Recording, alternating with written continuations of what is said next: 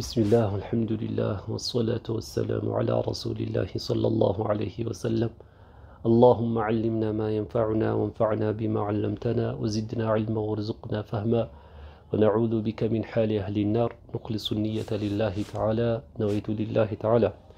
قال رسول الله صلى الله عليه وسلم: أنا زعيم ببيت في ربض الجنة لمن ترك المراء وإن كان محقا، وببيت في وسط الجنة لمن ترك الكذب وإن كان مازحا، وببيت في أعلى الجنة لمن حسن خلقه. በዚህ ሐዲሳቸው ነብያችን አለይሂ ሰላቱ ወሰላም ምናሉ?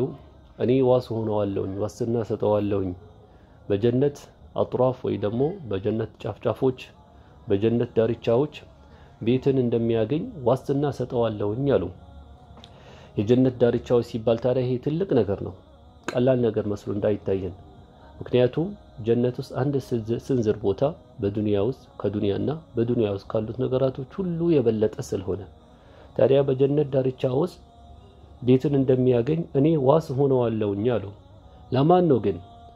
ሚራእን ለተወ፣ ክርክርን ለተወ ሰው አሉ። መከራከርን ለተወ ሰው፣ ምንም እንኳን እሱ ሐቅ ላይ ያለ ቢሆንም ሐቅን የያዘ እንኳን ቢሆን ክርክርን ለተወ ሰው ጀነትን በጀነት ዳርቻዎች ውስጥ ቃል ገብቼለታለሁኝ አሉ።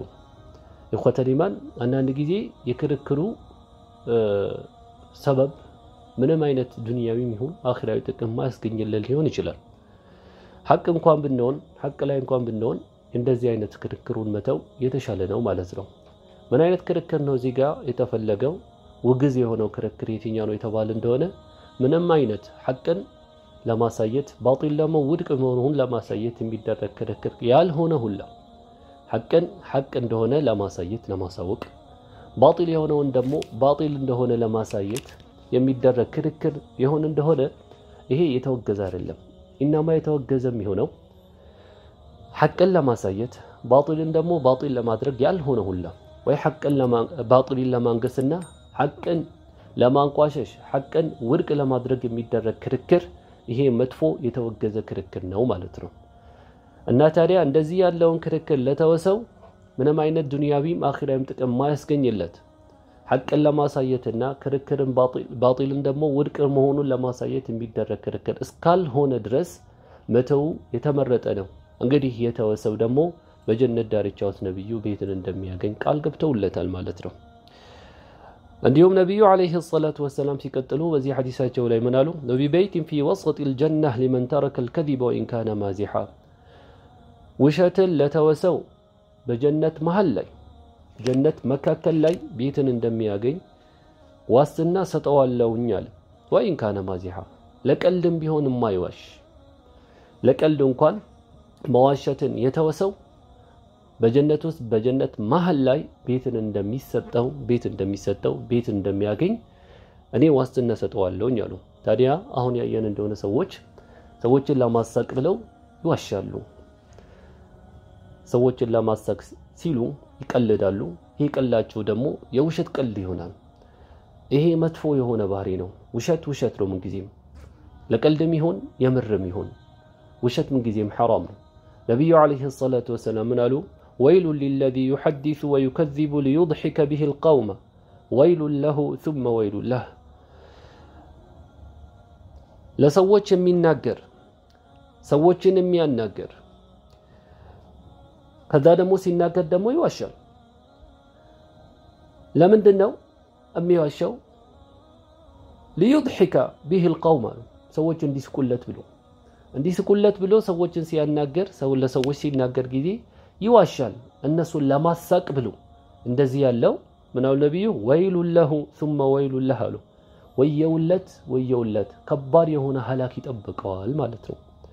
ሰዎችን ለማሳቅ ብሎ የሚዋሽ ከሆነ ትልቅ የሆነ ቅጣት ወይሉ ለሁ በማለት ነው ነብዩ የገለጹት ማለት ነው።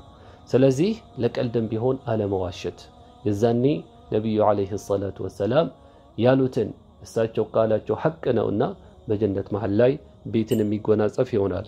እንዲሁም ወቢበይቲን ፊ አዕላ አልጀነት ሊመን ሐሰነ ኹሉቀሁ፣ በጀነት በከፍታ ቦታ በላይኛው ቦታ በተመረጠ ቦታ ላይ ማለት ነው ቤትን እንደሚያገኝ ቃል እገባለታለሁ አሉ። ስነ ምግባሩና ጸባዩን ያሳመረ ሰው ስነ ምግባሩን ያሳመረ ጸባዩን ያሳመረ የሆነ እንደሆነ በጀነት አዕላ ቦታ ላይ ከፍታ ቦታ ላይ ምርጥ ቦታ ላይ ቤትን እንደሚያገኝ እኔ ዋስትና ሰጠዋለሁኝ ያሉ ነብዩ አለይሂ ሰላቱ ወሰለም። ስለዚህ ኢኽወተል ኢማን በዚህ ዘመን በተለያዩ ጉዳዮች ላይ እንከራከር እንችላለን። ፖለቲካ ጉዳይ ሊሆን ይችላል፣ ስለ ኳስ ሊሆን ይችላል፣ ሌላም። እነዚህ ሁላም ታዲያ ምንም ጥቅም የሌላቸው ለምን ሺህ ጊዜ አይሸናነፉም?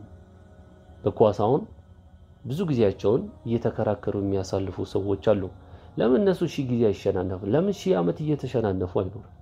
እኛ ጊዜያችንን ስለነሱ በመከራከር ማሳለፍ አይገባም ማለት ነው። ይሄ ከመልካም ስነ ምግባርም አይደለም፣ ዲናችን የሚወደው ነገርም አይደለምና እንዲሁም በውሸትም ሰዎችን ለማሳቅ መሞከርም ይህም የተወገዘ ባህሪ ነውና ከእንደዚህ አይነት ባህሪያቶች ራሳችንን መቆጠብና መራቅ ይገባናል። ወሰላሙ አለይኩም ወራህመቱላሂ ወበረካቱሁ።